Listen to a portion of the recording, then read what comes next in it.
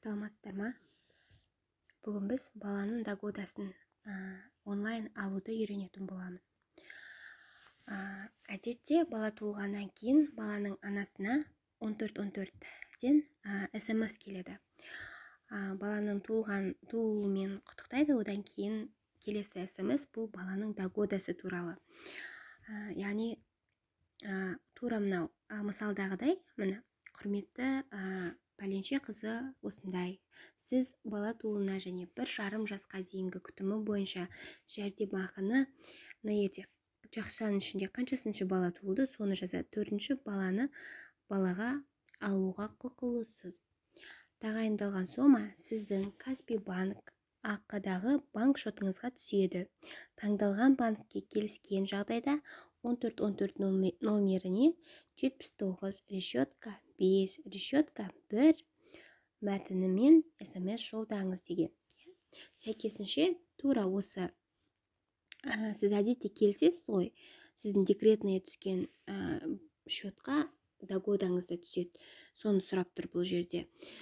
Егер келісетін болсаңыз, тура осы сообщениенің астына жауап ретінде 79 решетка 5 решетка 1, яғни қандай сізге номер келіп тұр мәтін, сол мәтінді жазасыз. Міне, астында тұр ғой, таңдалған банкке келіскен жағдайда деп. Сол келіссеңіз, осыны жібересіз. Әдетте келсеңіз, сіз өйткені ол счет ағымдағы счетыңыз болғандықтан, сіз осындай келісім мәтінімен SMS жолдайсыз. Сәйкесінше сізге догодаңыз тағайындалады. Одан кейін бұл ең оңай жолы, яғни осы SMS-терді барынша қадағалап отырғаныңыз дұрыс, өздеріңізге келетін. Одан кейін екінші жолы, кейбір кезде мүмкін SMS келмеде қалатын жағдайлар болуы мүмкін, кей жағдайда ғана. Онда мен жаңағы қазір осыдан кейінгі мысалда көрсететін боламын оны.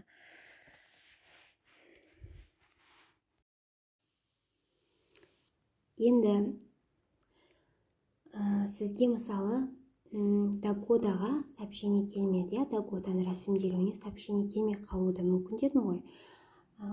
Сол кезде Каспий KZ приложениесіне кіресіз. Осында рәсімдеуді үйренетін боламыз. Ең қысқа, ең нұсқа жолы осы, негізінде ең қолайлы, ең тиімдісі де үйде отырып онлайн заявка қалдыра аласыз. Каспий KZ приложениесі арқылы, ол үшін госуслуги деген бөлімге кіресіздер.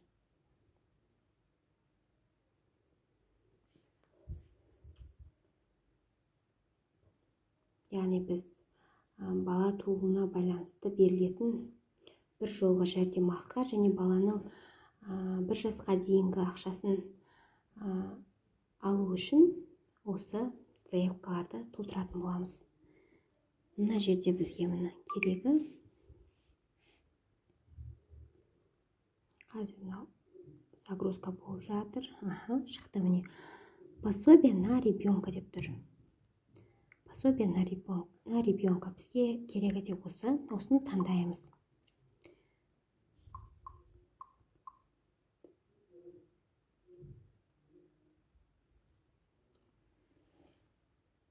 Яғни пособие на ребенка деген таңдадық. Енді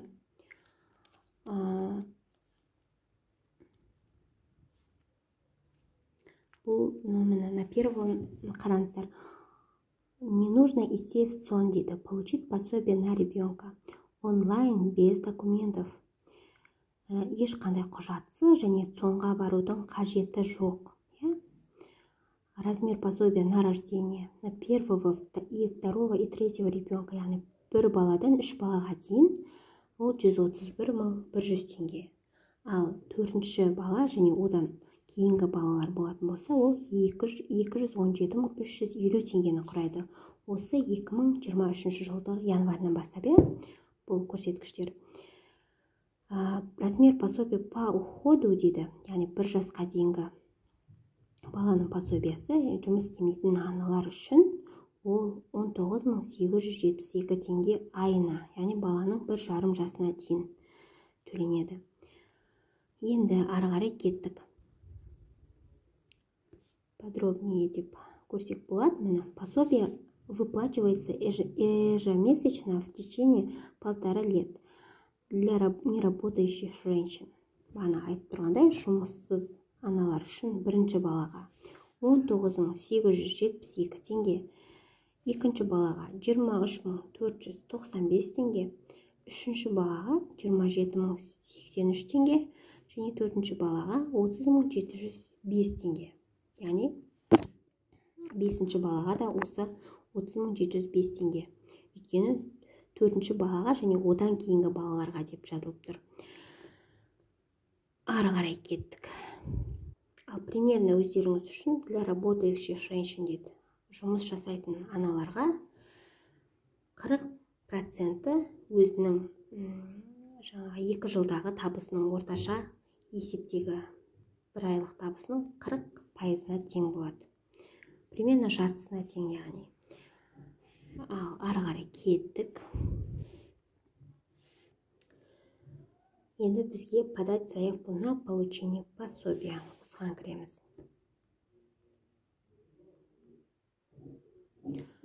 Следуйте инструкциям деп тұр енді осы жерде.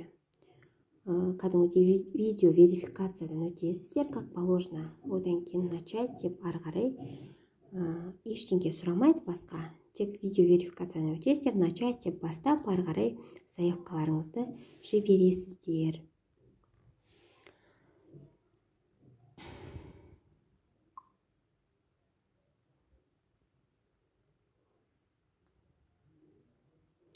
Бұл жерде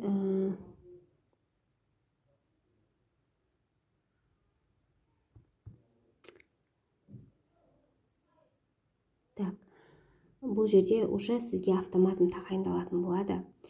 Егер сізде барлық отчеттарыңыз дұрыс болып, барлығы тапсырылған болып, ИП бойынша барлығы дұрыс болған болса, егер ИП-іңіз болса, онда сіздің пособияңыз автоматын тағайындалады бұйыртса.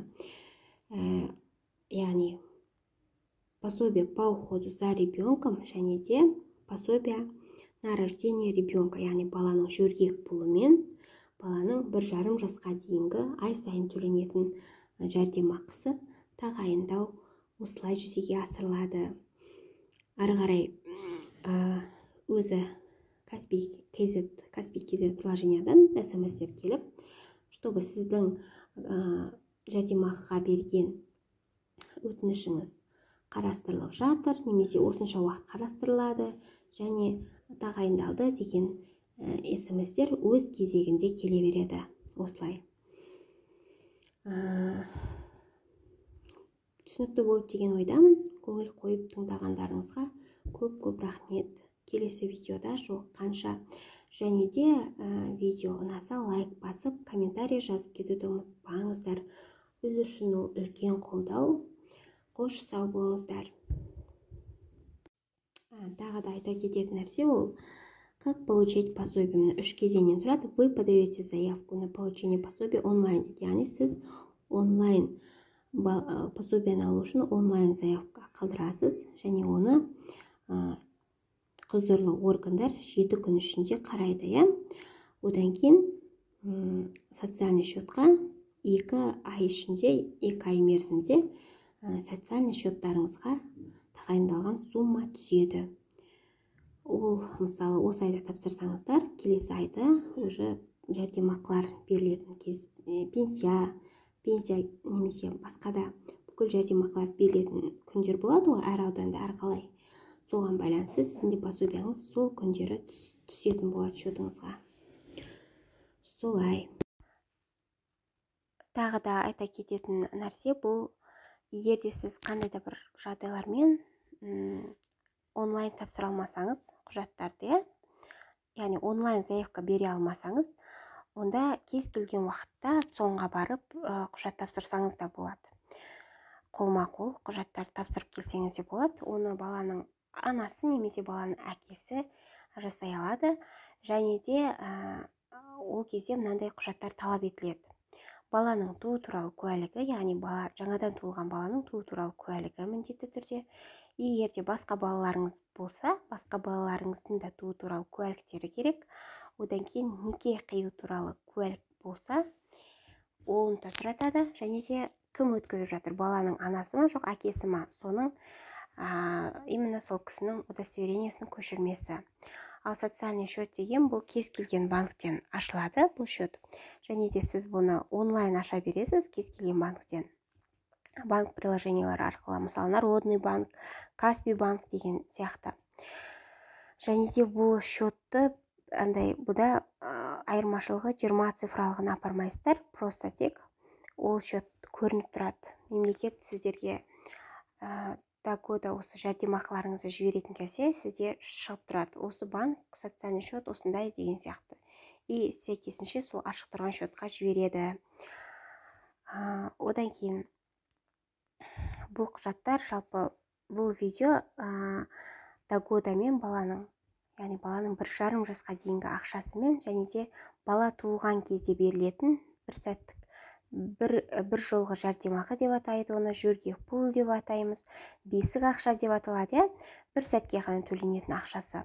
Соны айтады, баланың жаңағы туылуына берілетін, яғни жөргек пұл деп айтады көбісі. Ал года ол баланың 1,5 жасқа дейінгі берілетін ақшасы. Осы екі ақша бірінші кезекте бір айда бірге түседі.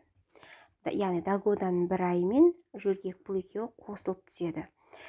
Сонда ескергендеріңіз дұрыс. Одан кейін тағы да айтады кететін нәрсе, бұл баланың именно жөргек пұлы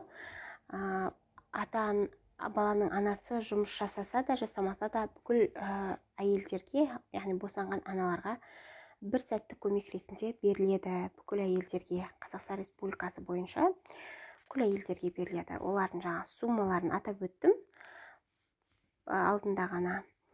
Сол жерден біле аласыздар.